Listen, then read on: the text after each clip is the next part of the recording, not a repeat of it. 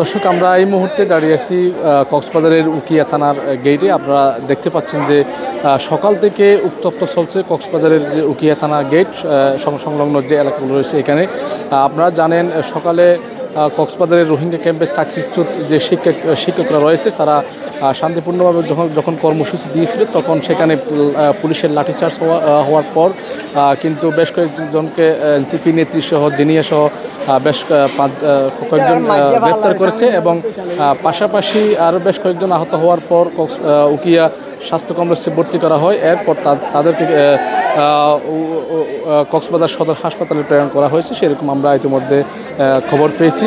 তবে কিছুক্ষণ আগে যে দৃশ্য আমরা দেখতে পেয়েছি, কক্সবাজারের এনসিপির কেন্দ্রীয় নেতা সুজাউদ্দিন সুজা সহ বেশ কয়েকজন নেতৃবৃন্দ ইতিমধ্যে উকিয়া থানা পুলিশের সাথে আলোচনার জন্য ঢুকেছেন এবং পাশাপাশি এখানকার যে স্থানীয় চেয়ারম্যান সহ বেশ কয়েকজন ঢুকেছেন, সেরকম দৃশ্য আমরা দেখতে পেয়েছি।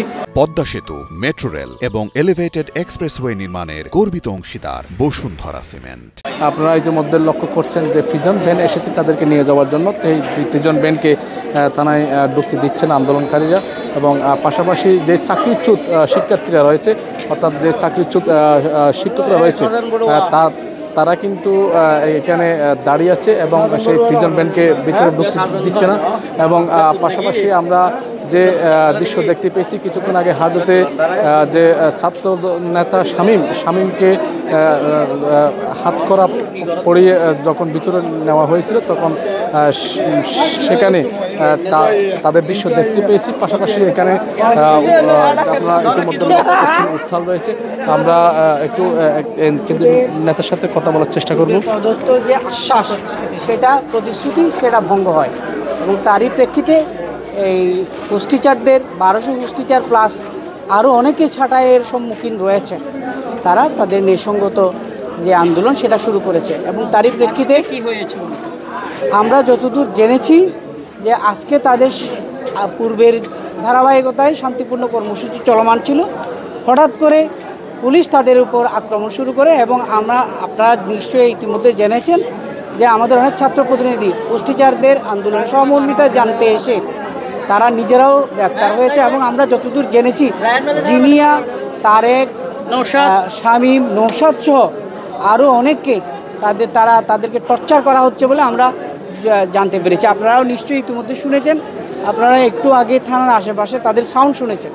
তা আমাদের যে দাবি সেটা হলো তাদের যে ন্যায়ানুগ আন্দোলন, এই আন্দোলনের প্রেক্ষিতে তাদের চাকরির চ্যুতির যে ব্যাপারটা সেটি তাদের চাকরিটা ফিরিয়ে দেওয়া হোক। দর্শক, আপনারা এতক্ষণ শুনছিলেন এনসিপির আরেক নেতার মুখ থেকে। তিনি দাবি করছেন যে হাজতে তাদেরকে টর্চার করা হচ্ছে এবং পাশাপাশি যে মেসেজ সেটি হচ্ছে উকিয়া এনজিও ক্যাম্পের, অর্থাৎ উকিয়া আইএনজিও এবং এনজিওগুলোতে স্থানীয় যে শিক্ষক অর্থাৎ তাদেরকে চাকরিচ্যুত করা হয়েছে এবং সে কারণে কিন্তু বেশ কয়েকবার তারা আন্দোলন করেছিলেন এবং পাশাপাশি গত কয়েকদিন আগেই কিন্তু সড়ক অবরোধ করেছিলেন, সেরকম দৃশ্য আমরা দেখতে পেয়েছি। এবং আজকে অর্থাৎ সকালে একটা প্রোগ্রাম ছিল, সেই প্রোগ্রামকে কেন্দ্র করে সকালে পুলিশের লাঠিচার্জ হওয়ার কারণে কিন্তু বেশ কয়েকজন আহত হওয়ার পর তাদেরকে উপজেলা স্বাস্থ্য কমপ্লেক্সে নিয়ে যাওয়ার পরে এবং এখনো পর্যন্ত এখানে উত্থাল রয়েছে উকিয়া থানা গেট সহ।